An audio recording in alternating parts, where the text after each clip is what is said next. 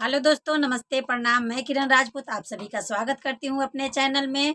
तो आज एक मैं देवी पचरा गीत लेके आई हूँ। आप लोग को जैसा भी लगेगा तो कमेंट करके बताइएगा। नवरात्रि स्पेशल है। चलिए गीत को स्टार्ट करती हूँ। एह पारो बिमला मला हवा नैया भसियावले हो। ओहा पारावाला वेली गोहा रे मैया नमला खन देवी हो। ओहा पारावाला वेली गोहा रे मैया नमला खन देवी हो। नैया लाऊ भीमा लामा लावा हो। नैया लाऊ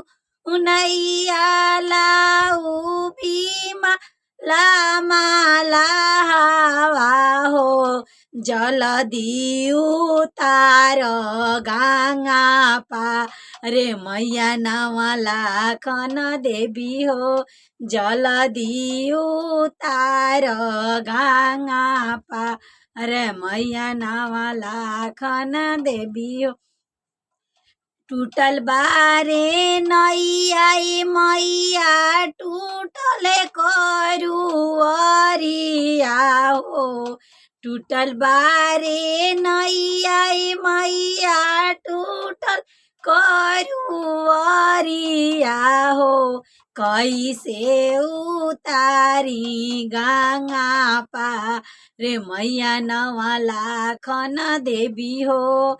कैसे उतारी गंगा पा रे मैया नमला खन देवी हो। आचाराही फारी मैया नैया सिरी जवली हो। आचाराही फारी मैया नैया सिरी जवली हो।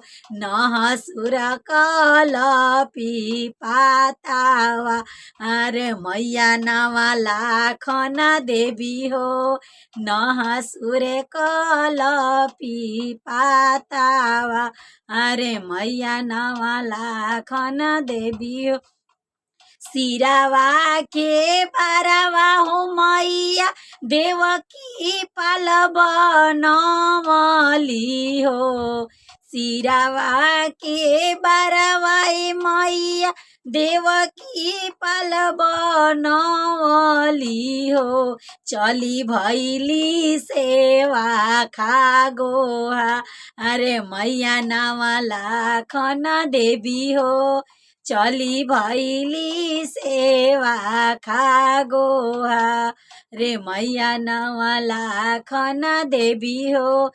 तोहर नैया रे बिमला अरिये चली है हो।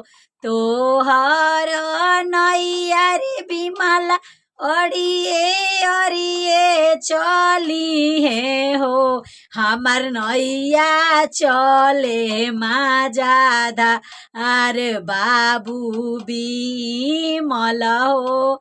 तोहर हमर नैया चले माजा धारे बाबू बिमल हो। तो मेरा गाना कैसा लगा कमेंट में जरूर बताइएगा। जय माता दी।